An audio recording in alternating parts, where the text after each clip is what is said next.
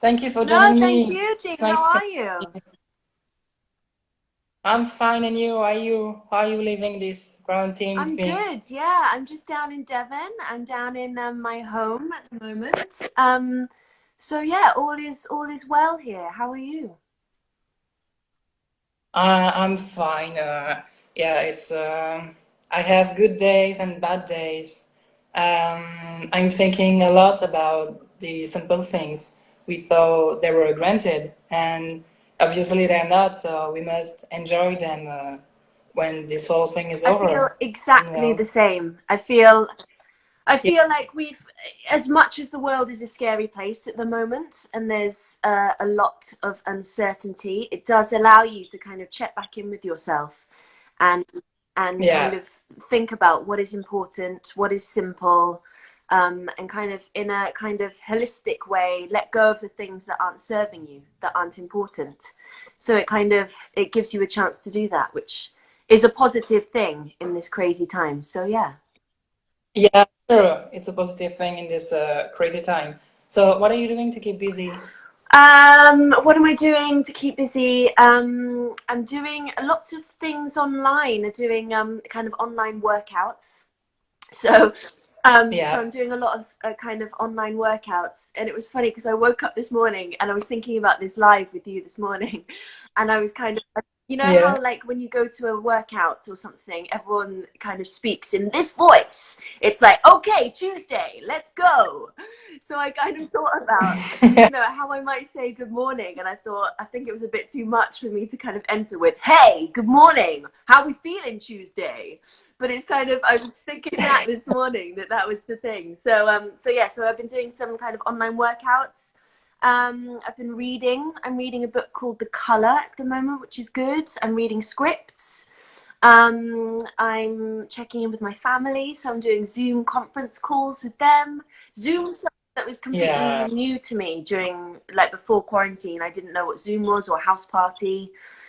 So kind of this new kind of conference messaging thing has been something that's been new and really useful to check in with people who I can't physically connect with, which is really good. yeah. Um, Thanks God we have internet to connect with each yeah, other. exactly. Yeah, and watching a lot of TV, and all of that stuff. So yeah, just keeping busy in a way, and kind of, like everyone's been talking about this kind of hustle culture of kind of this is the time to write that novel or paint that portrait and things like that. And I so think time for Yeah, that. There is definitely time to kind of do and explore and find those new things for yourself. But I also think it's, as you say, taking that time to just be, and listen and kind of be present and aware yeah, and all that stuff. So I think it's, in the beginning I was finding it difficult to find that balance. I didn't think I was doing enough.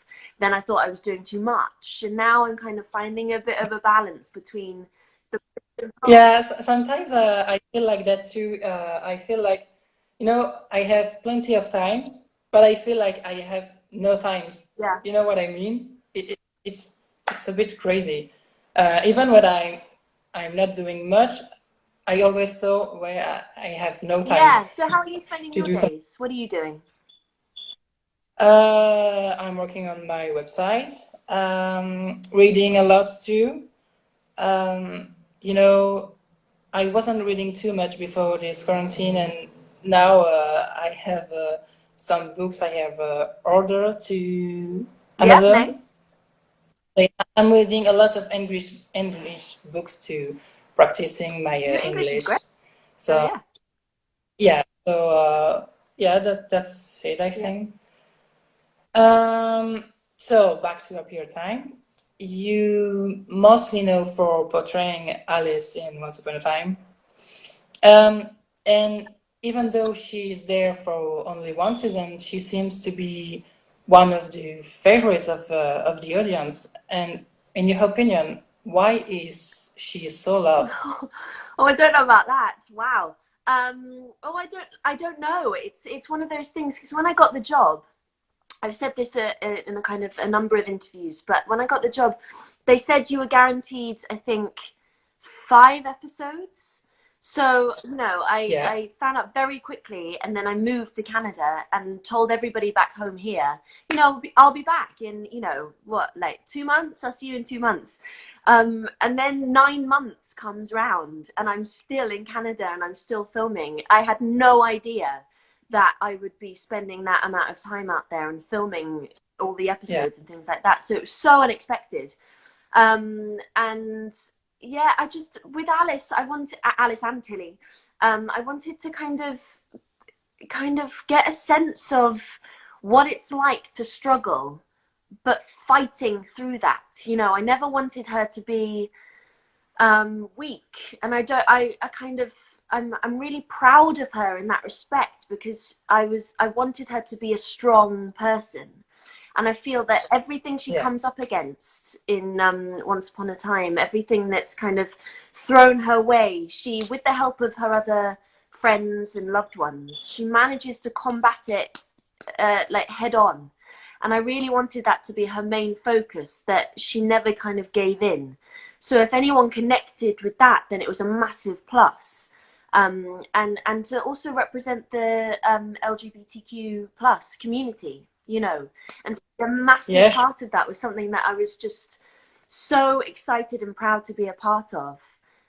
So to kind of with Tierra to be a tiny part of that in some small way was, yeah, was great, and I'm really proud of that. So yeah. Yeah.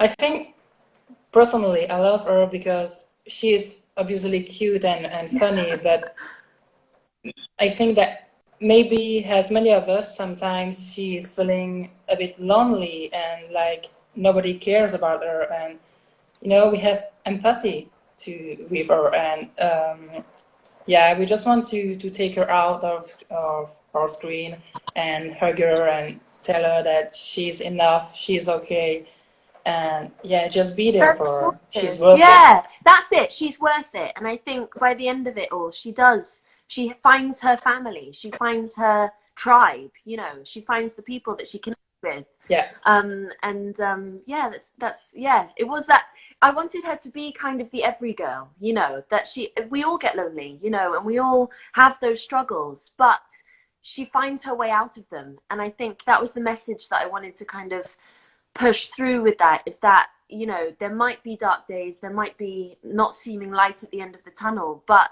she gets through it, you know, and she starts on this crazy yeah, journey, and then by the end she has family, she has love, she has all of these things, which is incredible. So yeah.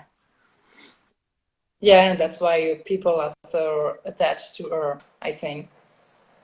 Um, what was the most interesting thing to about playing a fairy tale character who has had a lot of interpretation? You know, there is Alice movies, there is a Once Upon a Time spin-off. I don't know if you know that, called Once Upon a Time in Yeah, Wonderland. I didn't watch it, but I know of it. Yeah. So, so yeah, what was the most interesting part about playing a fairy tale character? Well, it's great, isn't it? Because she's not the princess. You know, we have our princesses in Cinderella and Jasmine and all of these things. So she doesn't Yeah. come with this title, this kind of expectancy of kind of owning up to princess.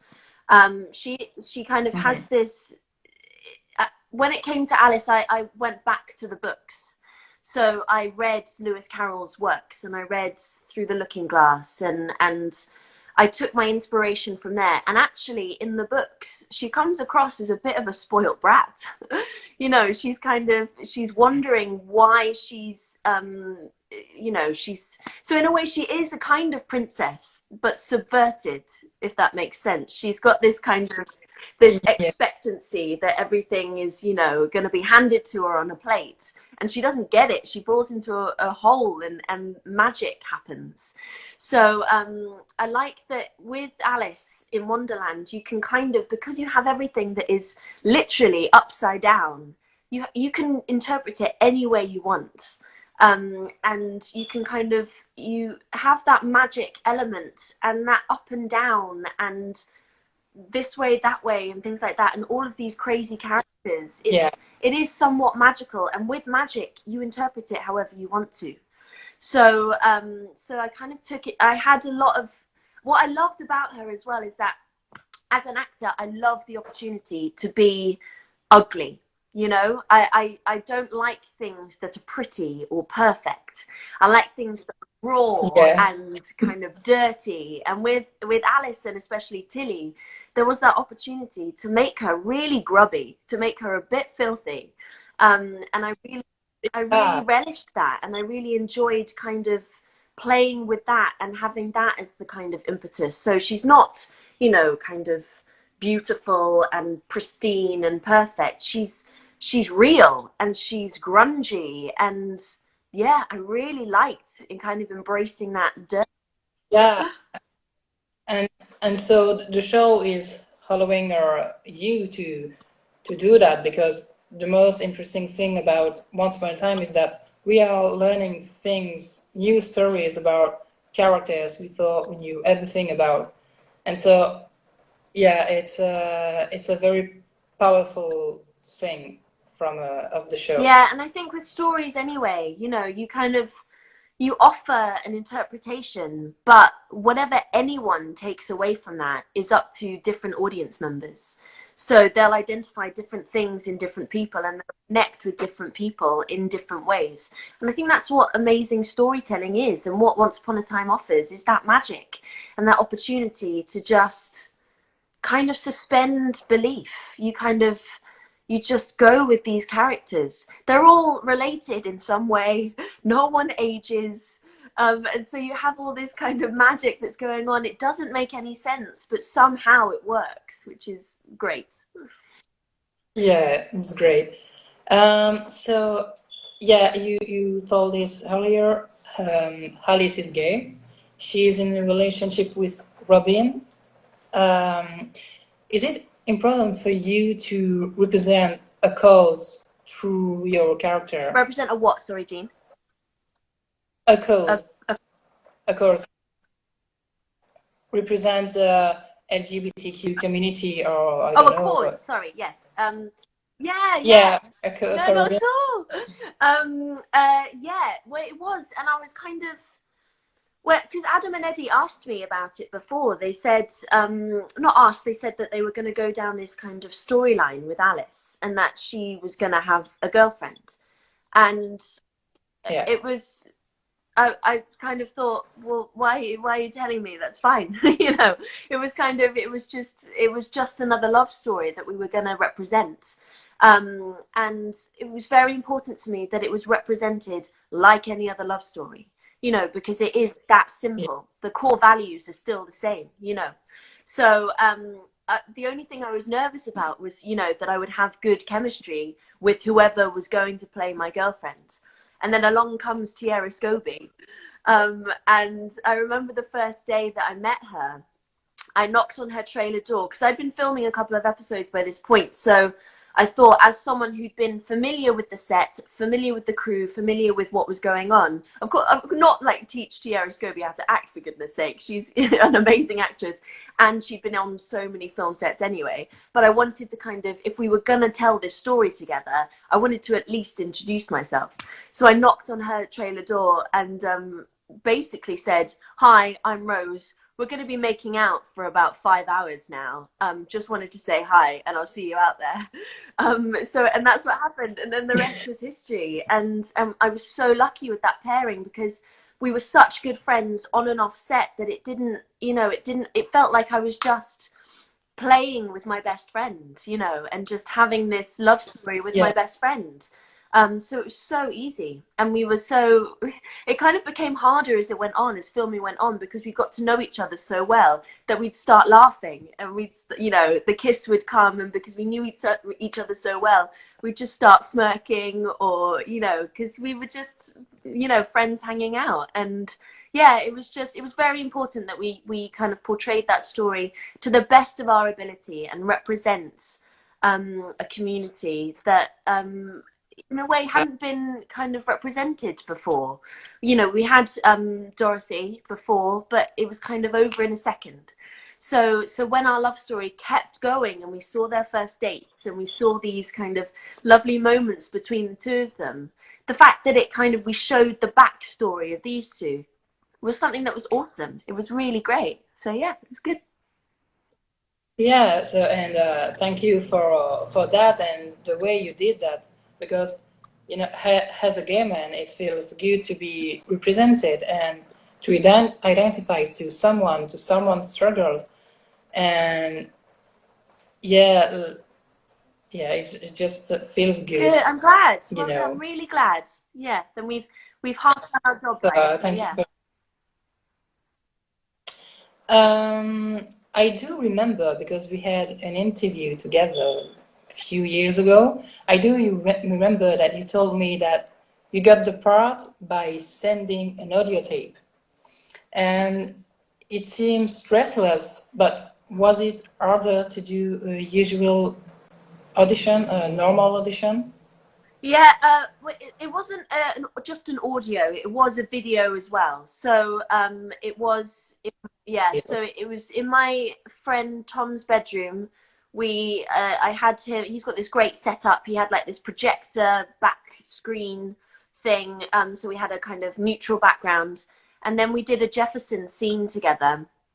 And then as an actor, you do a lot of self-tape. We call them self-tapes. So you do a lot of these self-auditions and then you send them off into the ether. And a lot of the time you don't hear anything back at all. So we did this audition together and then I just sent it off. And then, you know, you have to, it's healthy to just forget about it. And then if you hear, you hear. If you don't hear, then fine. It wasn't meant to be. But we did this audition, sent it off. And then my manager called me and said, do you know anyone in LA or Vancouver? And I said, I know some people, but not enough to kind of say that, you know, that that I could live with them, or, you know, that I live in LA or Vancouver. And he said, oh, okay, well, if that's the case, then it's probably not going to go any further because they're looking for someone who is a local hire.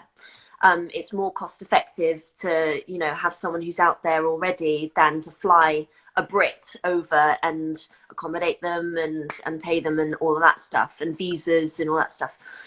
So I said, okay, lie.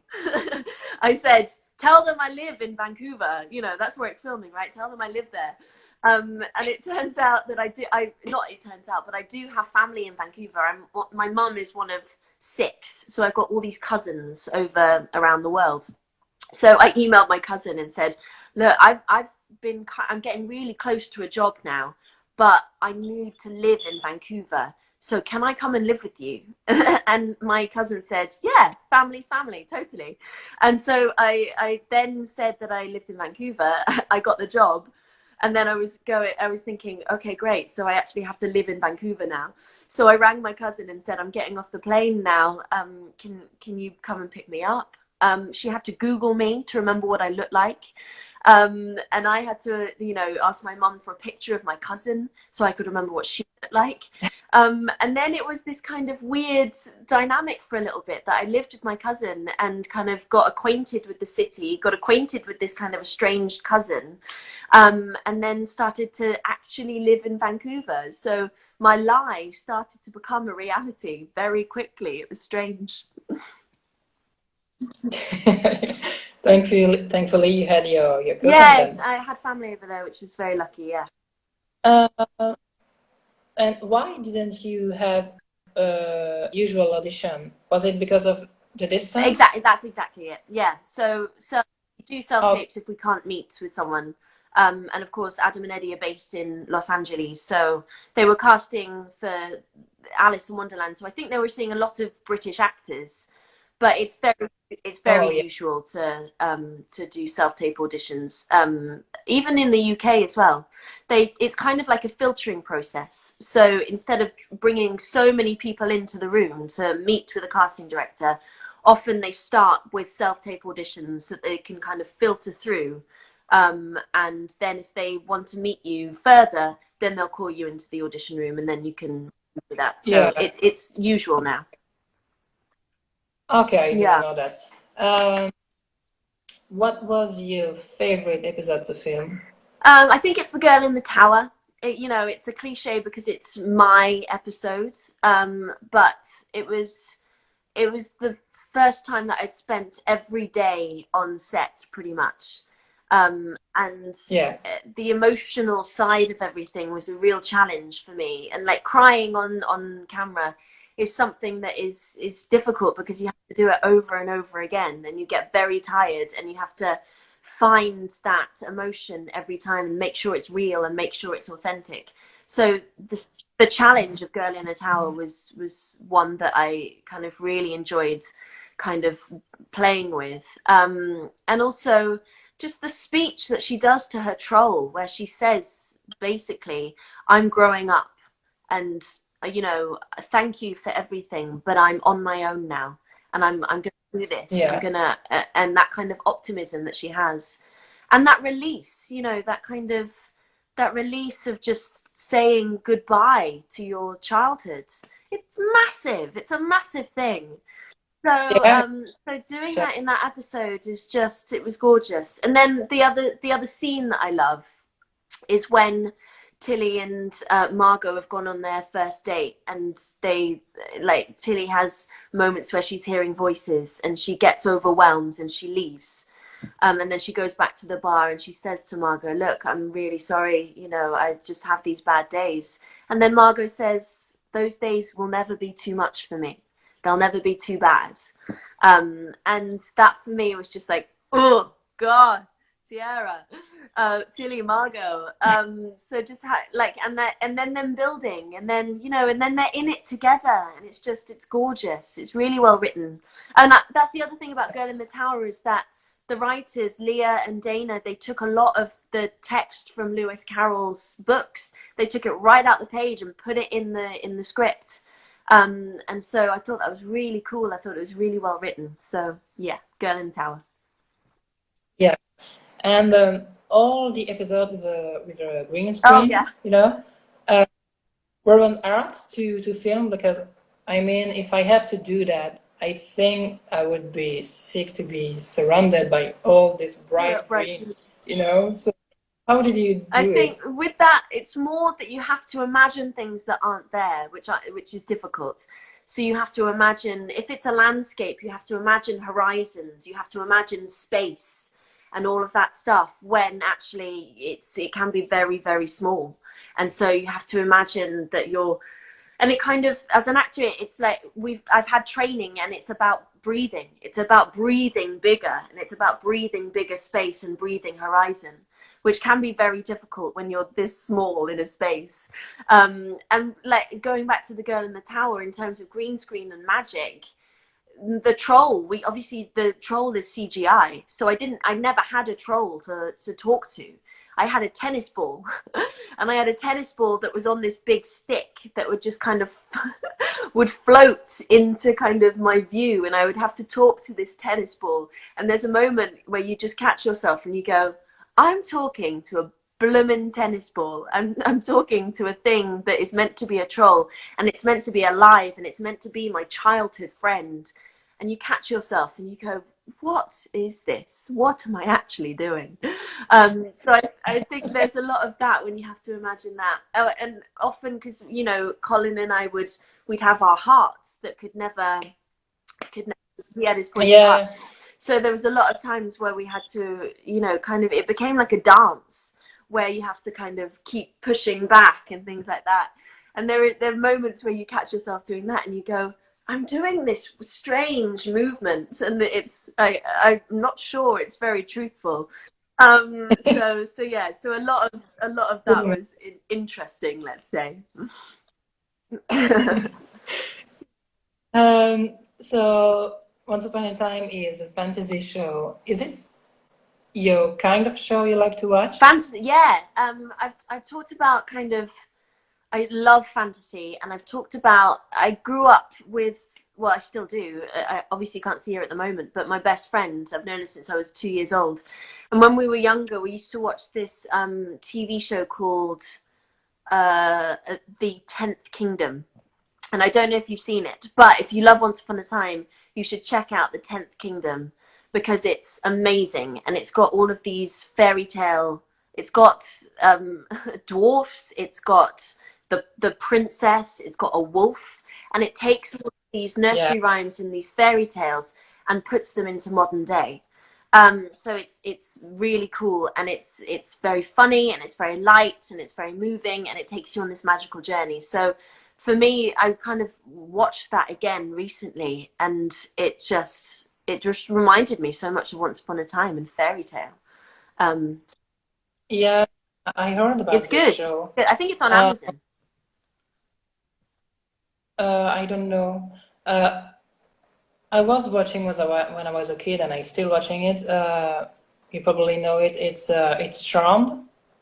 Charmed. You Trump. know it? Oh, Charmed. Charmed. Oh, Charmed. Charmed. Yeah. Yeah, Yeah. yeah, yeah. Yeah, and Buffy the Vampire Slayer. Did you ever watch Buffy? I haven't watched Buffy, but I If know you it. like Charmed, you might I like have to. Buffy the Vampire Slayer. It's I love Yeah. 90s shows. I talked about it in my story the other day of kind of this American high school. Like, I love the teen Yeah, me too. dramas. I love. You know, the special effects are a bit crappy for us now, but I think that's it. That makes the show so, I don't know how to say this in English. Um, Original. Yeah, Like, for sure. the special effects. They are bad now, but it's charming. It's Yeah, I pretty. completely agree. I was thinking that the other day. Like, yeah, if they were kind of made now, they'd be, cut after, the pilots or cut after season one. But there's something about, Buffy the Vampire Slayer, she wears these mini skirts to fight vampires. And if that was Yeah. now, you'd go, wear some jogging bottoms, wear some tracksuit, if you're going to fight crime. But there's something about it that it just worked. And a lot of the 90s kind of 2000s like teen dramas, they were so quirky and kind of, in a way, they were so of their time that they're kind of stuck in that time, but they're so enjoyable and they're so gorgeous to watch because they were bonkers. Yeah, I really like them. Yeah. Uh, so beside Once Upon a Time, you played in a lot of stage Yeah. production and even received a commendation for your performance as Lavinia in, I don't know, Titus You and said it right? Yeah, Andronicus. yeah, yeah. Yeah. I say it right? Only after you graduated for drama school. So apart from the audience, what are the differences that could make an actress prefer the stage to a movie production? Well, I myself prefer stage to screen. Yeah, Yeah, people have this idea that like screen acting is very glamorous, and there are elements of glamour to it. Hair and makeup and amazing set designs and things like that. But the reality of a lot of screen stuff is that it's a lot of waiting around, and it's a lot of feeling cold or feeling very hot and kind of feeling uncomfortable for long periods of time and long days. And also what yeah, I love about stage as opposed to screen, I still love screen because it offers you different things. What I love about stage is that you kind of have one chance to get it right. Not that we get it right as actors, but you've got one chance. And yeah, if you mess it up, you've got to find your way out of it in front of everybody, which is terribly exciting and terrifying all at the same time. Whereas on screen, if you mess it up, you just go cut and you kind of go again. Whereas in screen, you follow everything chronologically, and you often get a month rehearsal process. So you really get a chance to find out what this character's about and find out what makes them tick. Whereas with screen, like for example with Alice, I think I flew in on a Monday, it was hair and makeup testing on Tuesday, and then I was on set on Wednesday, so I had to do all my own solo prep about the character before I arrived on set because there is no time yeah, to kind of work things out. You have to just kind of in a way present a character that is fully formed from day one. Whereas with stage, you can really play and mess around and find different things for the character. But I love both in equal measure. I think the technical, like obviously with the stage, you have to be big, you have to use your voice, you have to look after your voice and use your body and look after your body in a way that allows for longevity. That means that you can do long runs, you can do month tours, you can do these things. Whereas with screen, there's so much that is in the eyes and there's so much in the face that has to be small, but still at the same time so alive that it's interesting and it's connected. So yeah, but when I graduated, because I'm classically trained, I'm trained in Shakespeare and Greek tragedy. That is my main training. It's changed now for at my drama school, but we didn't have that much screen prep. We didn't have that much screen training. And then when I graduated, I remember going to Yeah. screen auditions having not learnt my lines, because I didn't think that's what you did. You don't learn your lines for stage auditions as much. You become familiar, but you don't have to be off book, so to speak. So I would arrive to screen auditions and I would do the whole audition like this. And I'd be talking into my book down here. And of course, as we know, that is not how you get parts, because eyes, it's all about eyes and connection. And the casting director was really Yeah. nice, and he took me aside at the end of the audition and he said, okay, so when we say prepare 3 scenes, don't prepare 5 and then just read them. Prepare and learn those 3 scenes so that you can look up and you can connect with who you're speaking to. And I said, oh, okay. And of course I never did it again. I learnt my lines from then on. So important. But you know, you learn these things, you learn on the jobs. So yeah, it's both offer different things, but I love them both equally. Yeah. So you said you were one chance when it's on stage. So what are your tips to manage your stress on stage? It's listening. You know, it's that kind of thing that everybody says of uh, acting is reacting, but it really is. And as an audience member as well, I see when an actor isn't listening to it's kind of, you see them that they're just saying the lines or they're just responding because that's how they've practiced. But there is something that is so alive and interesting about an actor who on stage particularly, because you can see them, they're right there, that if they're really listening to their scene partner, it will be different every night. The character of course will be the same, but they will be offered Yeah. something from their fellow actor or fellow character, you know, other character, and because they've heard something differently in the way the actor has said it, then you'll react differently. And so there's something that's really interesting about that. And I love seeing actors right on the cusp.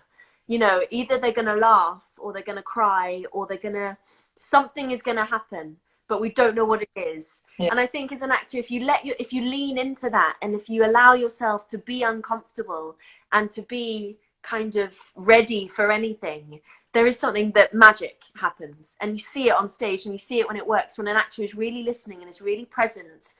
Then yeah, then things really happen. But you can also see it when it doesn't happen, that it's just, you're just saying your lines. And I've caught myself saying it as well. You know, if you're tired or if you're not listening, then the magic can't happen. So I think in order, that one chance to get it right and all of that stuff, I think if you're breathing, if you're listening, then crazy things will happen, and that's terribly exciting. So would like to do more Yes, stage? yes, please. I would Definitely. love to do more stage. Yeah, I miss it. I miss it very much.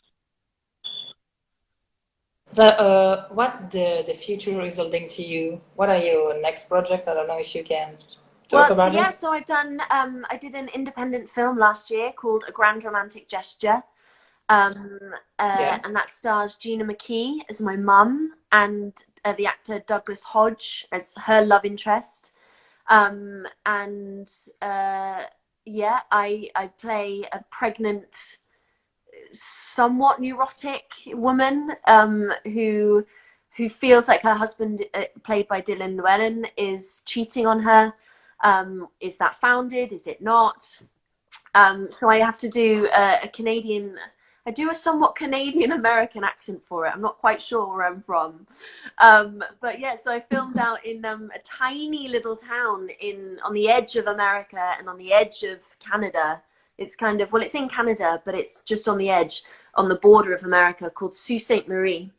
And I lived there for about 3 months, and we filmed A Grand Romantic Gesture, a romantic comedy, and I think that's coming out next year, I want to say. Of course, they're editing it at the moment, and they've had to stop production, post-production on it, because they can't, obviously social distancing and quarantining.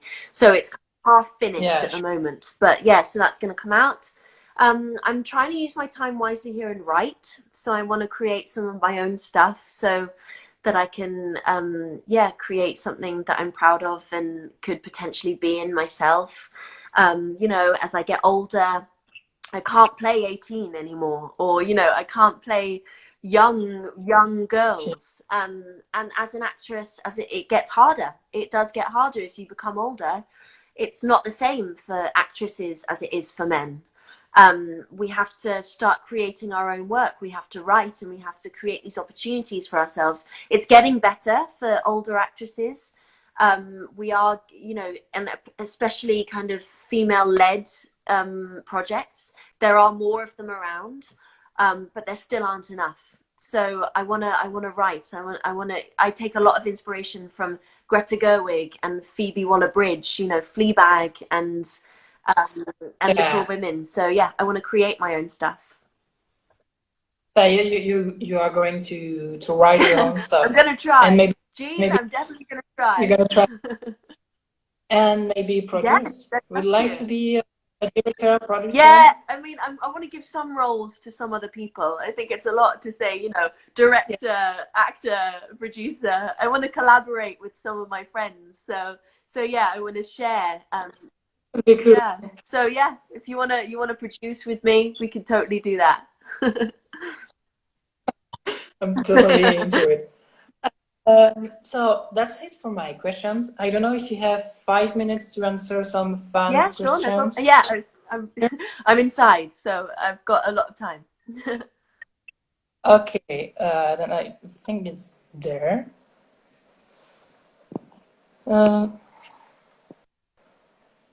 I know how it's working. Okay, then. Oh! Do you watch Friends? You see it? Yes, I do. Do I watch Friends? Of course. If we have a show back home called is it Blockbuster? I don't know. It's like one of those quiz shows that if you have to choose your subject. Friends would be my specialist subject. I know all the lines so well that I could answer many questions on Friends. And my favorite character, I think.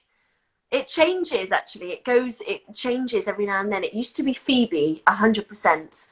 But nowadays, it's actually Ross. I think David Schwimmer does such a good job with Ross. And I was looking at this meme the other day. When he's I don't know if you've seen it. Mastermind. Thank you, Louise. That thing where it's Charlie and Joey start dating. And he invites everybody over for a double date, him and Rachel, and and he's making margaritas, and he's making fajitas, and he goes, I'm fine, and I was looking at that, and I think it's so appropriate now for quarantine. Everyone's just going, I'm fine. Yeah, I thought that the other day. Favorite moment with Colin? Who? My favorite moment with Colin. There's so many. I love that man so much.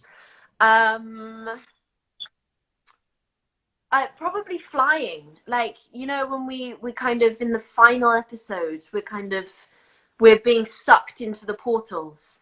And Colin and I think we're flown. Everybody else isn't flown. So we had to have a rehearsal for a harness.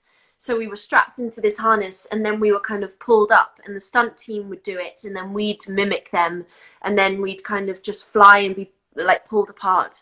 And one of my favorite days was working on that with Colin, because we had to do this stunt rehearsal, and I couldn't get down gracefully. So we'd be flown out and our legs would go flying. And then I'd kind of swing back in and kind of just keep hitting him and then kind of finding my way down to the ground. But it was so ungraceful, and so it was like Bambi on ice trying to get back down, and I'd be kind of like holding him, just trying to get back down to earth. So that was one of my favorite days, I think, working with Colin and flying. So, you know, in last episode, there is this the last scene with all the actors, but I think you weren't all day. Am I right? I was what all day, sorry? All the actors weren't all there for the scene, No, you yeah. know? It's true? Not all the actors on the last day? Yeah, on the last Yeah. scene. So there is Regina Oh, yeah. coronation, but I heard that all the actors weren't all there Not all for at the this same moment. time. No, they filmed that coronation in chunks. So especially Oh, because okay. Hook had different versions. There were different versions of people, so we had to film it in different chunks. So Oh, yeah, I did just half a day on that. When we were doing the clapping and Lana getting crowned. So yeah, I had Josh and Ginny there, who are like the Charmings in real life. They are just gorgeous people. So I was there with Josh and Ginny and Lana, and then the season 7 crew. So yeah, so not all of us were there at the same time. okay, Yeah. fine. Random selection. With the huge ring. Yeah, Simi.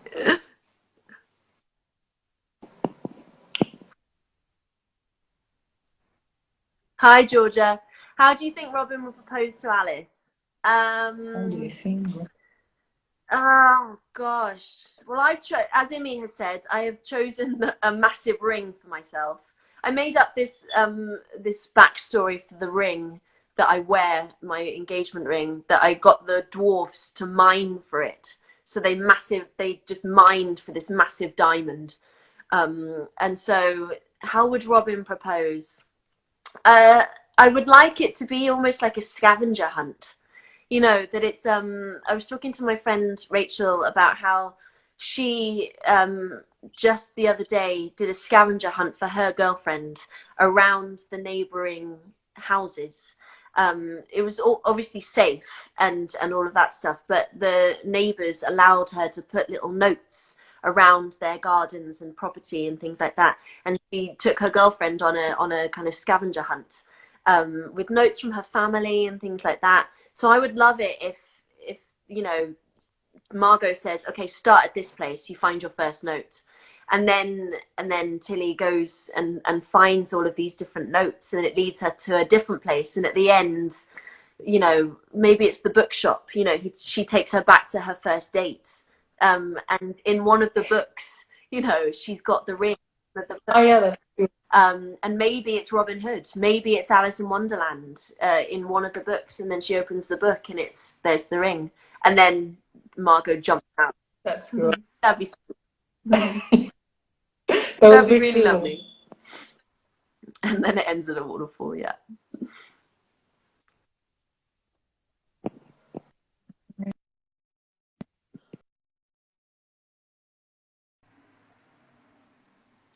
Any more? What am I currently watching? I'm currently watching Dawson's Creek. I'm currently watching Dawson's Creek and the new season of Killing Eve. And I'm going to start today Normal People, because I read the book for Normal People. These are English shows. Normal People is a book. I can't remember who it's by, if someone knows. But they've made it into a BBC TV show. And everybody who's watched it already, my mum texted me yesterday and said, I chained it, 12 episodes in a day, in a night. I went to bed at 3:30 a.m. I was like, Mum, who are you? So she said it's very, very watchable. Don't worry, it happens. Can you hear me? I can hear you. You're Sorry, slightly blurry, I can't but hear you anymore. I don't know I what can hear happened. You can hear me? What I'm watching at the Okay, moment, fine. Normal So I People, don't know Killing what was the Eve, question. and Dawson's Do Creek. you remember?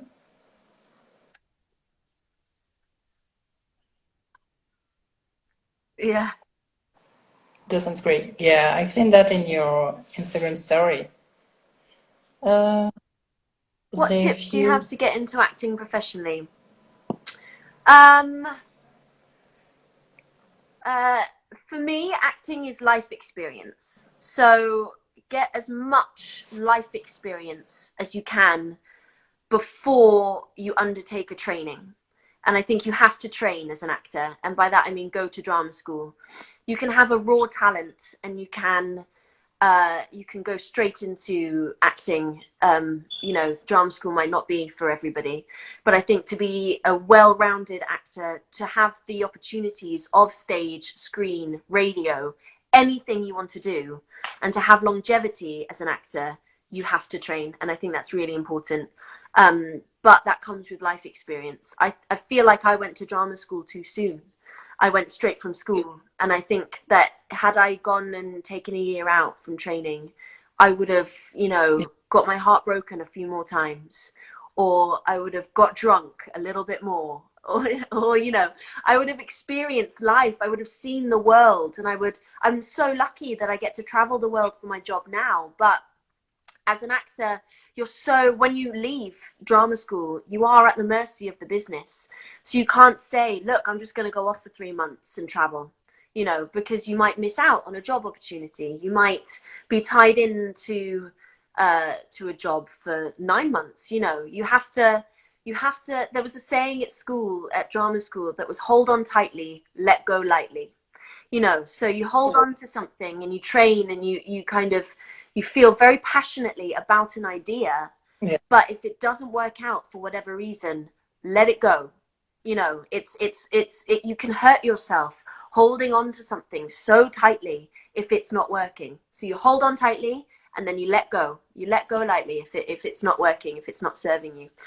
So to get into acting, train, read, get life experience, and have a sense of humor. Like, this business is tough.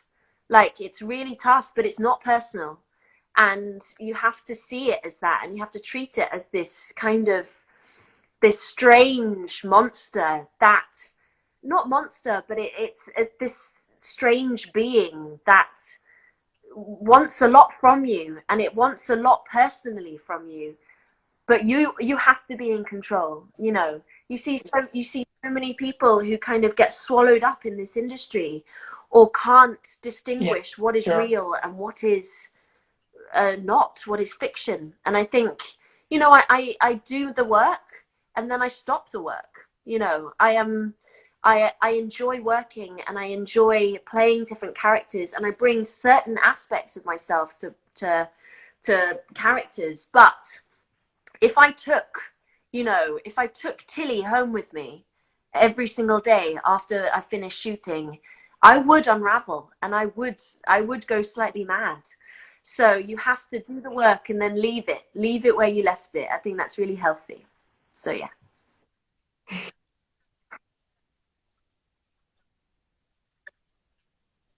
Yeah.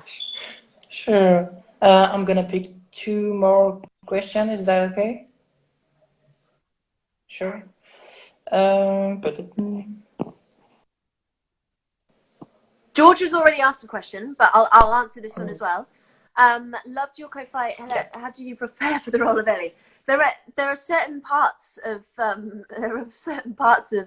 Ellie. So I did this as part of this quarantining. I joined a campaign called Co-fight 19, where it was on Twitter and online, where it was a platform for people to offer ideas about isolation and how to use creatively their time in order to kind of offer support during this quarantining. And I was part of this podcast with 3 other actors. It ended up being 4 other actors. And we created these characters, about these characters in isolation. And I created this character called Ellie Trout, who lived in Devon. And she was very similar to a character I auditioned for just before quarantine happened. I auditioned for a character to do some stage, who was this Devon country bumpkin who was very right and opinionated. And so I took a lot of inspiration from that character. Yeah. And then I did just listen. Like one of the episodes is that my next door neighbors are bouncing this football against the fence over and over, and they do that. They have been doing that. And then just as I was recording this podcast, the ball came over the fence, and I bit my tongue because I didn't want to break character, even though I was recording and you didn't see me. But I then had to go outside as Ellie going, "You lost your ball, have you?" And then I felt really sorry for my neighbors because I wanted to use it in the podcast, but she had moments of being a bit of an arse. She was a bit mean to her next door neighbors, and when the ball came over, I was like, I can't not use this. So I went out and said, "I'll throw your ball back in a minute. Hold on." So Ellie was a lot of fun, and she went on this journey, and by the end she was kind of more up for getting to know people and not being so alone. So she was a lot of fun. Yeah, it's if you find it on Twitter, if you go on my Twitter page, there's the Yeah, we can episodes find on this there, on YouTube. and they're going to be uploaded to the website, the Co-Fight 19 website. So yeah. Yeah. Yeah. Okay, thanks. I'm gonna check this. One more question. Florian, where's my hidden talent? Where's my hidden talent? That's a really good question. I can do the the MGM lion, the I can do that. Luckily, I have some water here. I can do the MGM lion from the opening credits. Let's see if I can do it now. Hold on. I think maybe there shouldn't be water in it. Hold on. Apparently, I can drink water really fast as well. Okay. I'm gonna work on my hidden talent, but it should sound like a lion in a. It just sounds like I don't know what's happening. I used to be able to play the piano. I got to grade 4 when I was younger, and then I didn't want to play what my teacher wanted me to play. I saw myself as being, Nora Jones, Joni Mitchell, singer-songwriter, and she was having me play like Bach and Chopin, and I didn't want to play those types of things. I wanted to play music that I could sing to because I love singing. So I kind of gave that up, and I'm sad about that. But every now and then I'll my mum used to have a piano, so I miss playing the piano, but I used to be able to do that. And I think I'm sure I have other hidden talents, but they're so hidden that I can't find them right now. Yes, I'd love to do one. Yes. I would like to do a musical Yeah. show. There is this new show called It's on Netflix, Zoe right? Extraordinary Playlist. I don't know if you know this show. It's pretty good. No, I don't think it's. We Oh, can okay. find this on Streamio. It's an application on your laptop. It's about a girl who's hearing people talk, but Yeah. through songs. No. So it's Yeah, I quite would. different, Yeah. and My it's cool. I'm not like a trained Musical dancer, so to show. speak. Like I like dancing. Um. So yeah, I might have to if it's a full-on blown musical. I'd relish the training for dance, and singing. I could, and acting. I could progress in all areas. But yeah, I'd love to do a musical film.